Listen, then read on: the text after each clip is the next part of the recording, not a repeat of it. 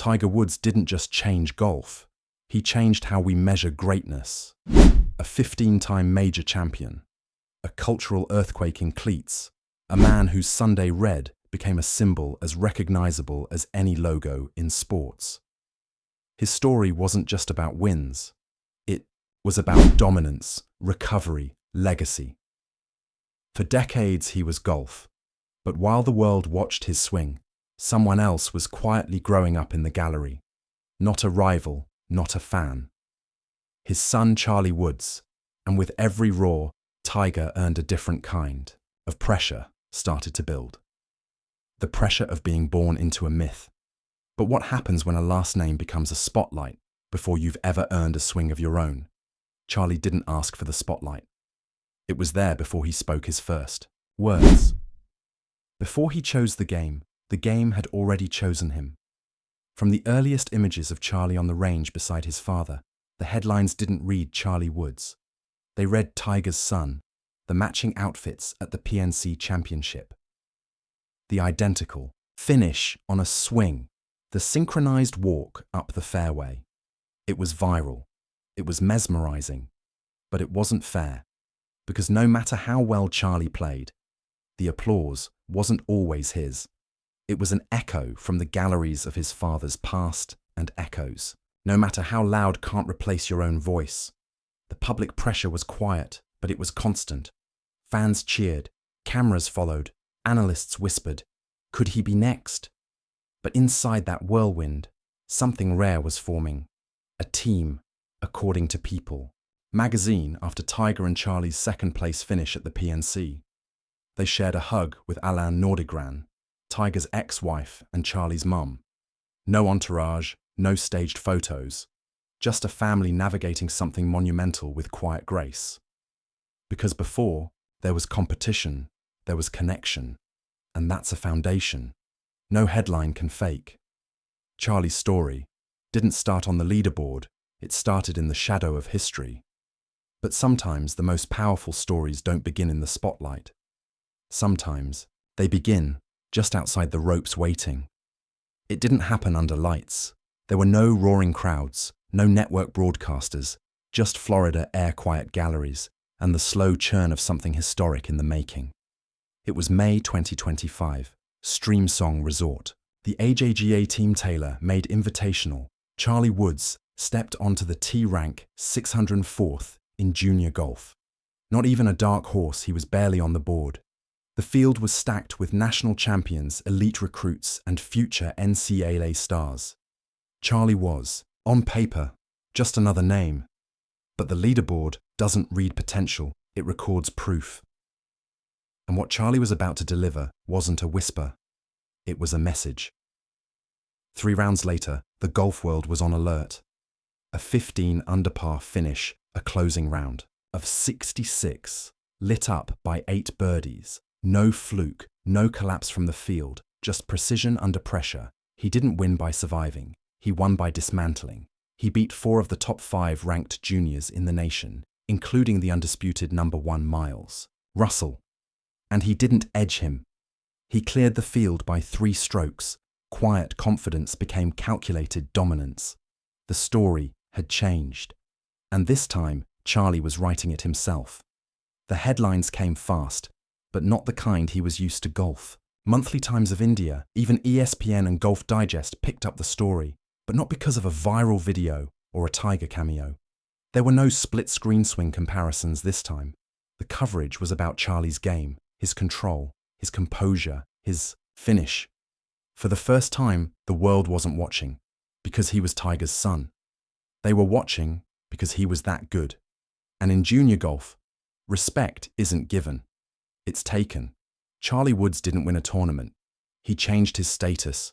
The kid from the background was now front and center. The name that once carried expectations had now earned weight. And for the first time, when people said Woods, they weren't looking backward, they were looking ahead. Tiger Woods has always been known for control of his swing, his body, his schedule, his image. But when it came to his son, he made a move no one expected. In a recent revelation reported by AS, Tiger offered a simple piece of advice to Charlie. one that would echo across the golf world. No mirror, Aori. Don't watch me watch. Rory. A sentence, a surrender, a shift. Because when the greatest golfer of a generation tells his son to learn from someone else, it's more than advice. It's a revelation. Tiger wasn't just stepping aside from being a swing model. He was dismantling his own myth for the sake of his son's growth. He wasn't saying, be like me. He was saying, be better on your own terms. That's what made this moment so shocking. Most parents want to pass down their best parts. Tiger, in contrast, chose to get out of the way. Rory McIlroy, a friend, a peer, and in Tiger's own words, one of the purest swings in the game, became the blueprint. Not the father, not the icon. And in that decision, Tiger revealed his greatest form of leadership, letting go. It wasn't a coaching session, it was something deeper, a quiet, private permission. You don't need to follow me to find yourself. In an age where celebrity athletes are obsessed with building dynasties in their image, Tiger chose the opposite. He didn't just want Charlie to succeed, he wanted him to own that success, without comparison, without pressure. That's not control, that's courage. This advice didn't just change Charlie's approach, it reset the entire tone of their relationship. No longer father and prodigy, now mentor and student. Not shadowing footsteps, but walking parallel. Because sometimes the strongest bond isn't forged through imitation, but through independence. There's a difference between playing well and playing with weight. Between showing flashes of talent and carrying expectation like armor. After Stream Song, Charlie Woods wasn't walking like someone hoping to belong.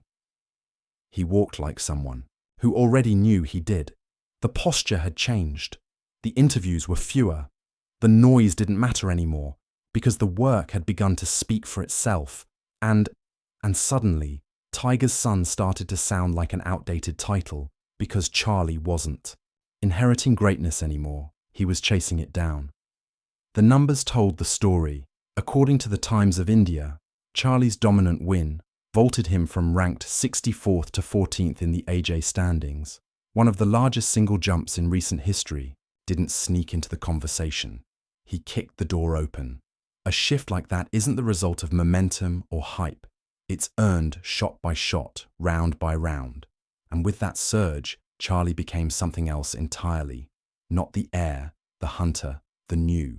York Post didn't mince words. This wasn't survival, it was domination. Charlie didn't ride a hot streak. He didn't catch lucky bounces or scrape past competitors. He dismantled a stacked field headlined by the top juniors in the country.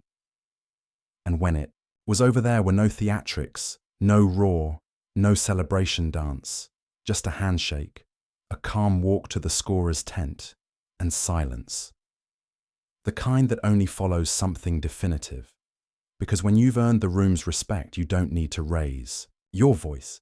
But perhaps the most telling sign wasn't in the rankings or headlines. It was in the locker room. Other juniors stopped whispering, they started watching. He wasn't just the Woods kid anymore. He was a legitimate threat, a benchmark, a named, a circle on pairing sheets and respect from your peers. That's the rarest trophy of all. It wasn't on a major Sunday. There was no roar from Augusta. No green jacket waiting behind the 18th. But at the Florida Amateur Championships, something bigger, something quieter was happening, and Tiger Woods was there to see it. Not on crutches, not on broadcast, not in a press tent, just sitting, just watching. After weeks out of the spotlight, recovering from a torn Achilles, as Golf Monthly reported, Tiger reappeared, did not compete but to witness. And sometimes presence says more than performance ever could. Observers were quick to notice he wasn't coaching. No trackman, no notes, no swing tips from behind the rope line.